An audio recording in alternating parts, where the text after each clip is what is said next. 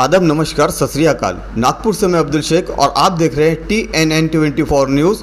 साथियों, आज हम दिल्ली के अंदर है और दिल्ली के अंदर हम आपको एक ऐसी शख्सियत से मिलवा रहे हैं कि जो कि दिल्ली के अंदर बहुत जाने माने वकील है, महमूद पराचा सर। सभी को जय भीम और बहुत शुक्रिया TNN न्यूज़ का।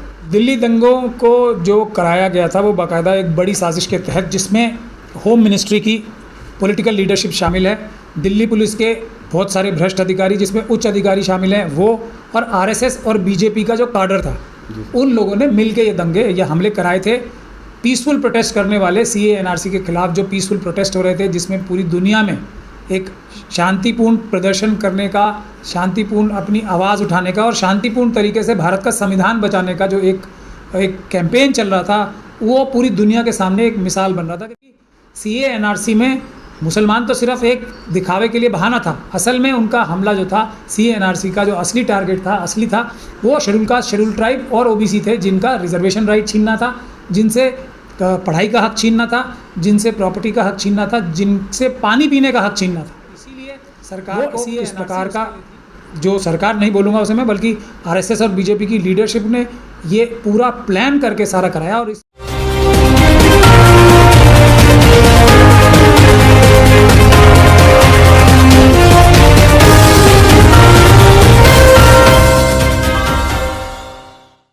आदाब, नमस्कार, सत श्री अकाल। नागपुर से मैं अब्दुल शेख और आप देख रहे हैं TNN24 न्यूज़। साथियों, आज हम दिल्ली के अंदर है और दिल्ली के अंदर हम आपको एक ऐसी शख्सियत से मिलवा रहे हैं कि जो कि दिल्ली के अंदर बहुत जाने माने वकील है, महमूद पराचा सर। तो हम उन्हीं से जानते हैं। सर, आपका TNN न्यूज़ में बहुत बहुत स्वागत है सर। सभी को जय भीम और बहुत शुक्रिया TNN न्यूज़ का। सर, जैसा कि हाल ही में हमने देखा है कि यहाँ पर दिल्ली में और बहुत सी जगहों पर मुस्लिम बच्ची और जो ऐसे समाज की बच्चियाँ, उनके साथ में बहुत दरिंदगी हो रही है सर। उसके बावजूद उनका मतलब रेप होने के बाद में सर उनकी मौत भी हो जा रही है, उनको मारा जा रहा है। लेकिन सर, आवाज़ बुलंद उनकी करने के लिए जो लोग रोडों पर आ रहे हैं, उल्टा उन्हीं के ऊपर कार्रवाई होती आ रही है। तो सर, इस बारे में आप क्या बोलना चाहेंगे सर? इस बारे में हम ये बोलना चाहेंगे कि एक निर्भया का कांड हुआ था,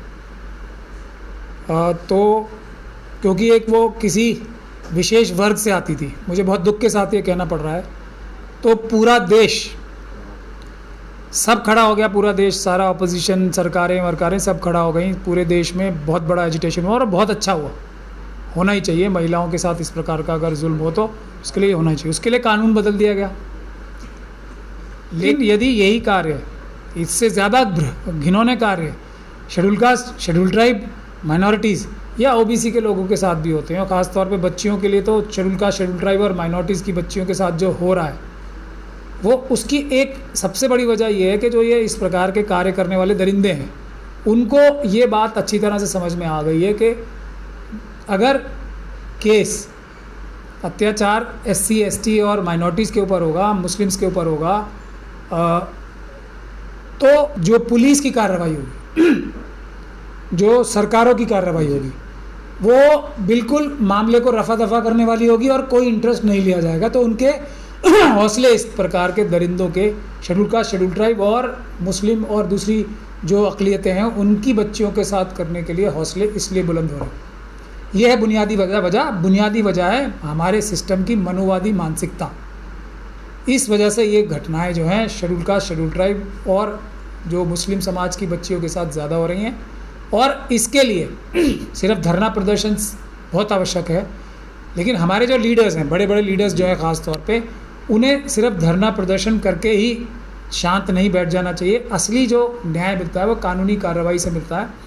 उसमें भी हमारे सभी जो शेड्यूल कास्ट, शेड्यूल ट्राइब और जो मुस्लिम लीडरशिप है और जो दूसरी माइनॉरिटीज़ की लीडरशिप है और OBC लीडरशिप है, उसको केस को, एक एक केस को चुनना चाहिए, उसको अडॉप्ट करना चाहिए एक तरह से, और उसमें न्याय दिलवाने के लिए अच्छे अच्छे वकीलों को करना चाहिए। यदि हमारा नेतृत्व ये काम नहीं करेगा तो सिर्फ ये फिर जुमलेबाजी है, प्रोटेस्ट करने से कुछ हासिल नहीं होता। क्योंकि जब तक इन्वेस्टिगेशन पे और कोर्ट के केस पे निगरानी नहीं की जाएगी, वो ठीक से नहीं कराया जाएगा, जब तक न्याय नहीं मिलेगा, 1-2 दिन, 1-2 महीने प्रोटेस्ट करके कुछ हासिल होने वाला नहीं है।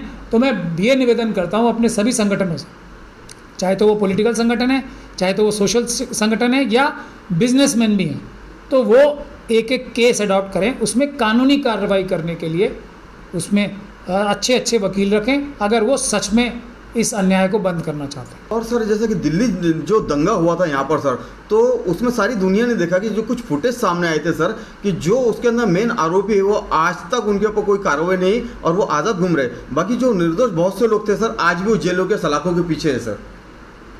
दिल्ली दंगों को जो कराया गया था वो बाकायदा एक बड़ी साजिश के तहत, जिसमें होम मिनिस्ट्री की पॉलिटिकल लीडरशिप शामिल है, दिल्ली पुलिस के बहुत सारे भ्रष्ट अधिकारी जिसमें उच्च अधिकारी शामिल हैं वो, और आरएसएस और बीजेपी का जो काडर था, उन लोगों ने मिलके ये हमले कराए थे।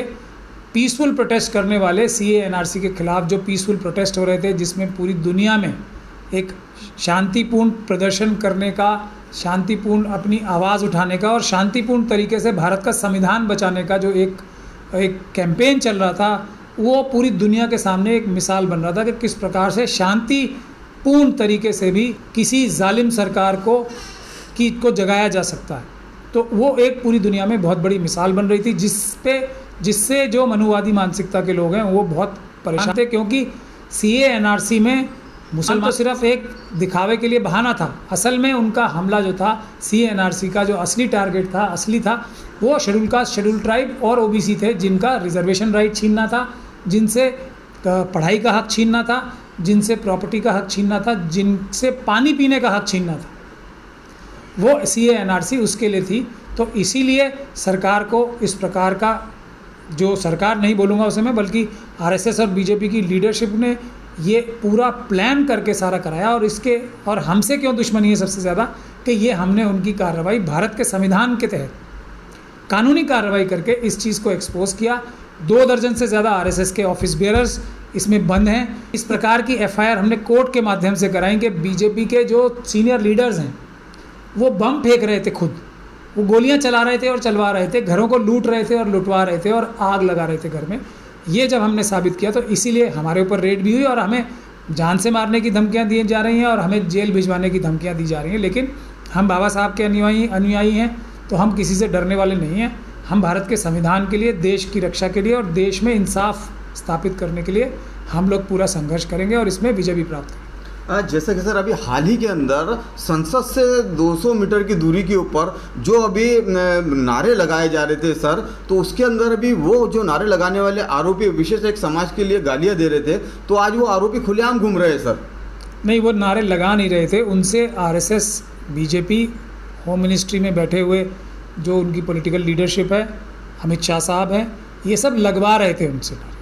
कोई लगा नहीं रहे थे अपने आप जाके, वो उनको बाकायदा प्लानिंग करके वहाँ पे भेजा गया, क्योंकि वो इस प्रकार की नफ़रत की राजनीति फैला के देश को लूट रहे हैं। मुसलमानों के प्रति नफ़रत फैला के पूरा देश लूट लिया उन्होंने। चाइना आज हमारे देश में घुसा आ रहा है, पाकिस्तान हमको आंखें दिखा रहा है और देश का किसान बेचारा रो रहा है, सड़क पे प्रोटेस्ट कर रहा है और वो अडानी अंबानी को देश बेच रहे हैं। ये सब हरकतें पूरा देश बेच रहे हैं वो, ये सब हरकतें छुपाने के लिए और जनता से किसी भी प्रकार बेवकूफ़ बनाने के लिए, कुछ वोट ले लें, इसकी वजह से मुसलमानों के प्रति नफ़रत फैला रहे हैं वो। यही उनके पास एक फार्मूला है। इसी नफ़रत को फैलाने के लिए पुलिस उनकी मदद करती है। देखिए, डीसीपी साहब के ऑफिस के बाहर खड़े होके इस प्रकार के टेररिस्ट वाले या आतंकवादी नारे लगाए जा रहे थे, तो वो डीसीपी साहब तो सामने ही खड़े थे। उन्हीं की, अगर कहा जाए हौसला अफजाई से, उन्हीं की मदद से तो ये लगाए जा रहे थे। जिस प्रकार कपिल मिश्रा साहब को डीसीपी साहब खुद लेके गए थे, जो पुलिस के उच्च अधिकारी थे, डीसीपी सूर्या, वो खुद तो लेके गए थे उन्हें वहाँ पे और उनकी रक्षा कर रहे थे कि वो इस प्रकार की बदतमीज़ी करें और उसके बाद गोलियाँ चलाएं।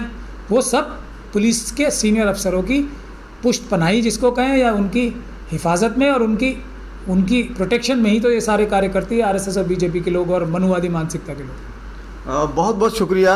दर्शकों, देखो, ये थे दिल्ली के जाने माने एडवोकेट महमूद पराचा सर, जिन्होंने बहुत सी हमें जानकारियाँ दी, कानून के बारे में भी जानकारियाँ दी और उस वक्त क्या क्या हुआ, ये सारी जानकारियाँ हमने उनसे हासिल की है। तो आप देखते रहिए, बने रहिए TNN न्यूज़।